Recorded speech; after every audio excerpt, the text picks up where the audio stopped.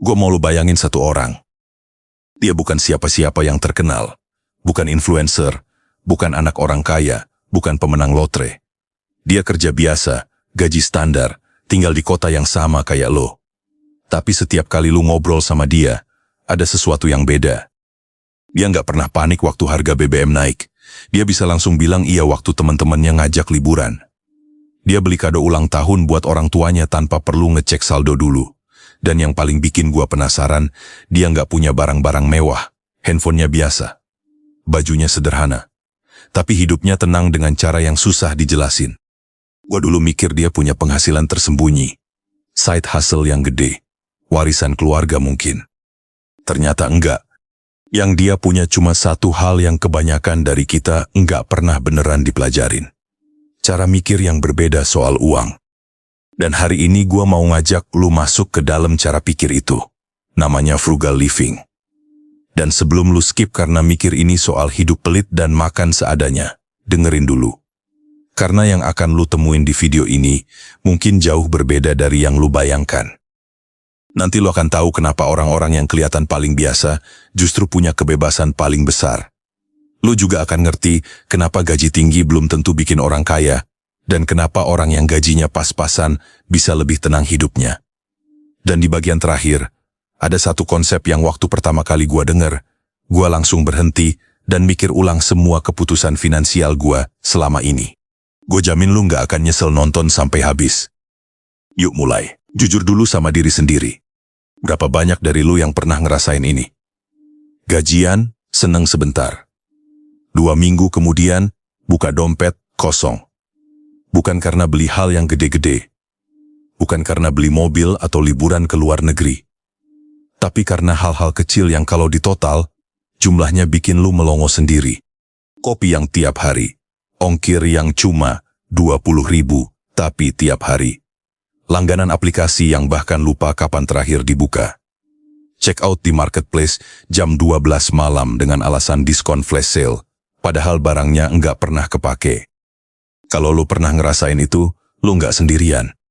Sebuah survei dari Lembaga Keuangan OJK menunjukkan bahwa lebih dari 60% milenial Indonesia mengaku tidak punya tabungan darurat yang cukup untuk bertahan lebih dari 1 bulan. Bukan karena mereka enggak kerja keras, tapi karena enggak ada yang pernah ngajarin mereka cara ngelola apa yang mereka hasilkan. Kita diajarin cara cari uang, tapi enggak pernah diajarin cara jaga uang. Dan disinilah masalah paling besarnya. Kita hidup di zaman yang setiap menitnya dirancang untuk bikin kita belanja. Algoritma media sosial, notifikasi promo, sistem cicilan yang makin gampang, semua itu bukan kebetulan. Semua itu diciptakan supaya uang lo berpindah tangan secepat mungkin. Dan tanpa sadar, kita main di lapangan yang aturannya bukan kita yang buat. Tapi ada kabar baiknya. Ada cara untuk keluar dari siklus itu. Bukan dengan cara yang menyiksa, bukan dengan cara yang bikin hidup lo jadi hambar, tapi dengan cara yang justru bikin lo lebih menikmati hidup daripada sebelumnya. Dan itu semua dimulai dari satu pertanyaan sederhana yang jawabannya mungkin belum pernah lo temuin sebelumnya. Sebelum ngomongin soal frugal living, gue perlu nanya satu hal dulu ke lo. Menurut lo, kaya itu apa? Kalau jawaban lo adalah rumah gede, mobil mewah, liburan ke Eropa, atau tas yang harganya sama kayak motor, gua nggak akan bilang lu salah. Tapi gua mau kasih lu perspektif lain yang mungkin akan mengubah cara lu melihat semuanya. Ada sebuah riset dari Harvard yang menemukan bahwa tingkat kebahagiaan seseorang tidak berkorelasi langsung dengan jumlah kekayaan yang mereka miliki, melainkan dengan seberapa besar kontrol yang mereka rasakan atas waktu dan pilihan hidup mereka. Artinya apa? Orang yang punya gaji 20 juta, tapi hidupnya dikontrol cicilan, takut kehilangan pekerjaan, dan nggak bisa nolak lembur. Secara psikologis, dia nggak lebih kaya dari orang yang gajinya 8 juta, tapi punya dana darurat, cicilan 0, dan bisa ambil cuti kapanpun dia mau. Gua pernah kenal seorang teman, sebut saja Raka. Dia kerja di perusahaan startup dengan gaji yang menurut standar kebanyakan orang sudah sangat bagus. Tapi setiap bulan dia deg-degan nunggu tanggal gajian. Rumahnya sewa mahal di daerah elit karena harus sesuai image. Mobilnya cicilan. Liburannya pakai pay later. Di luar kelihatan sukses. Di dalam, dia cerita ke gua ngerasa kayak lagi lari di atas treadmill. Gerak terus tapi nggak kemana-mana. Itu bukan kaya. Itu capek yang dikemas rapi. Kaya yang sesungguhnya, menurut gua, dan menurut banyak orang yang sudah benar-benar mencapainya, bukan soal angka di rekening. Kaya itu saat lu bisa tidur tanpa mikirin tagihan. Kaya itu saat lu bisa nolak proyek yang enggak sesuai nilai lu tanpa takut besok enggak bisa makan. Kaya itu saat lu bisa langsung transfer buat orang tua tanpa ngecek saldo dulu. Kaya itu bukan punya segalanya. Kaya itu punya pilihan. Dan untuk sampai ke sana, lo butuh lebih dari sekadar gaji yang naik. Lo butuh cara pikir yang berbeda. Dan cara pikir itulah yang disebut frugal living. Sebelum kita masuk ke bagian praktisnya, gua perlu lurusin dulu beberapa hal. Karena begitu orang dengar kata frugal living, langsung muncul bayangan yang salah. Mitos pertama, frugal living itu hidup pelit. Salah besar. Frugal living bukan soal enggak mau keluar uang. Ini soal tahu kapan dan untuk apa uang itu dikeluarkan. Ada bedanya antara orang yang pelit karena takut miskin dengan orang yang selektif karena tahu apa yang beneran bernilai buat hidupnya. Mitos kedua, frugal living itu cuma buat orang yang gajinya kecil. Juga salah. Banyak orang berpenghasilan tinggi yang justru paling konsisten menerapkan frugal living.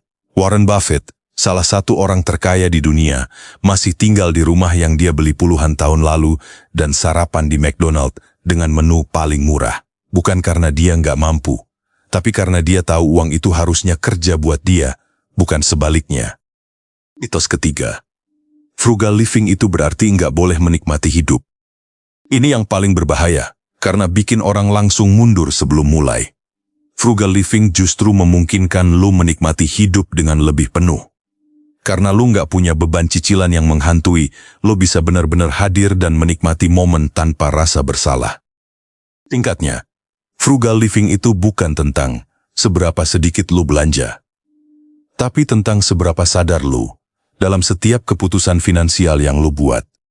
Dan kesadaran itu bisa dilatih. Mulai dari 5 langkah yang akan gua bahas sekarang.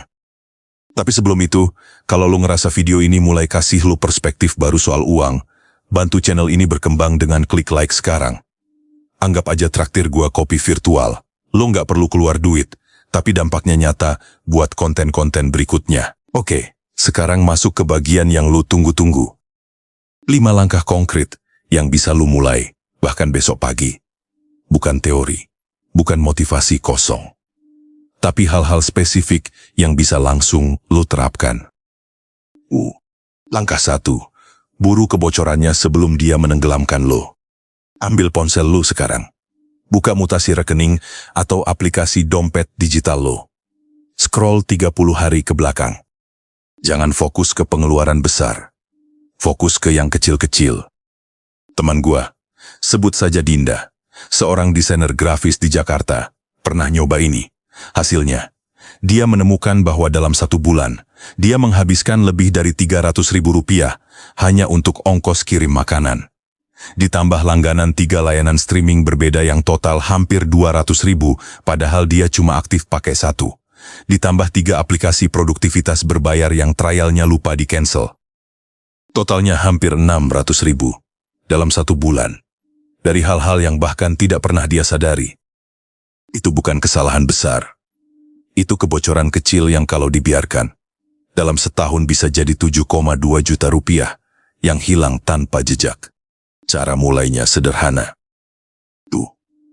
Buka rekening atau dompet digital lo dan lacak pengeluaran 1 bulan terakhir. Tandai semua pengeluaran berulang yang lo bahkan hampir lupa bayar tiap bulan. 3. Tanyakan satu persatu. Apakah ini beneran gue pakai dan nikmati? Cancel atau kurangi yang jawabannya tidak.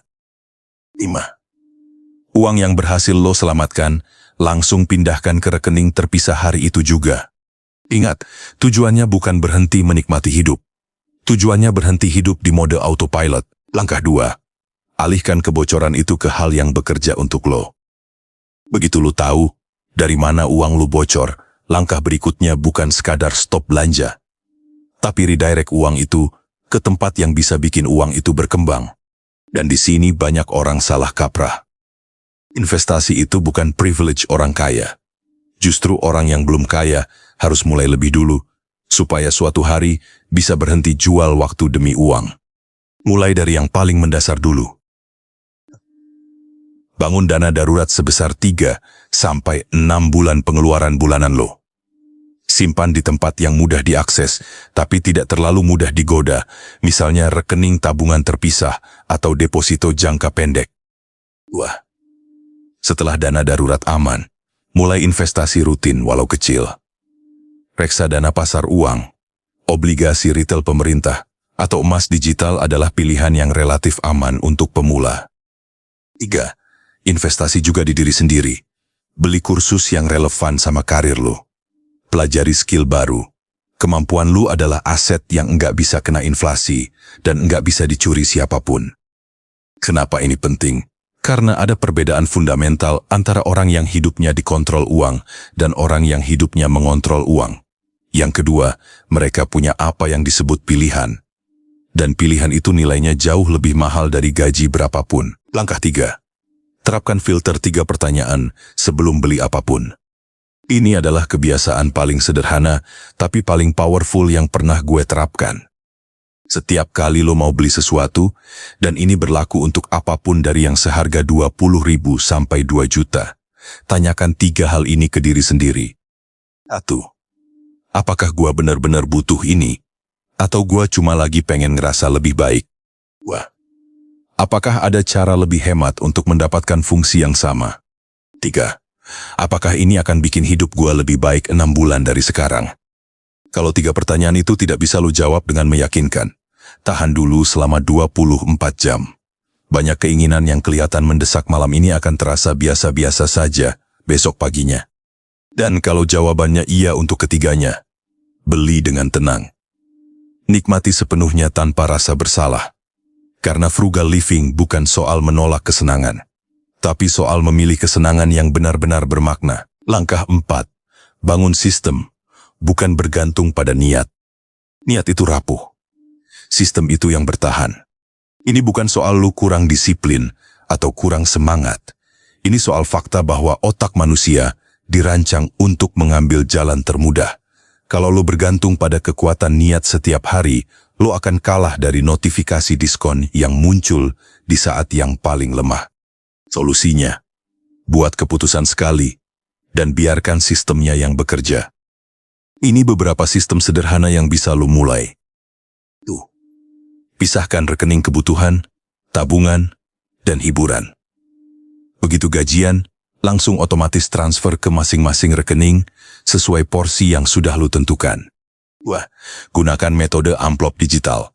Alokasikan budget untuk tiap kategori di awal bulan. Kalau sudah habis, ya sudah, tunggu bulan depan. 3. Matikan notifikasi aplikasi belanja, kecuali lo sedang aktif cari barang yang memang dibutuhkan. Pasang auto debit untuk investasi di tanggal yang sama dengan hari gajian. Jadi uangnya sudah pergi sebelum lo sempat tergoda. Sistem ini bukan untuk membatasi lo. Sistem ini adalah pagar yang melindungi masa depan lo dari versi diri lo yang lagi impulsif jam 12 malam. Langkah 5. Naik kelas dengan sadar, bukan karena tekanan sosial. Ini mungkin bagian yang paling jarang dibahas tapi paling krusial. Frugal living bukan berarti lu harus hidup di level yang sama selamanya. Lo boleh naik kelas, lo berhak hidup lebih nyaman. Tapi dengan satu syarat, naiknya bersamaan dengan naiknya aset atau penghasilan pasif lo, bukan bersamaan dengan naiknya utang lo. Standar ini penting karena kita hidup di zaman di mana tekanan sosial untuk upgrade itu nyata dan konstan. Teman kantor lu ganti iPhone terbaru. Sepupu lu beli mobil baru. Feed media sosial lu penuh orang liburan ke tempat yang mahal. Dan di titik itu, otak lu mulai bisik-bisik.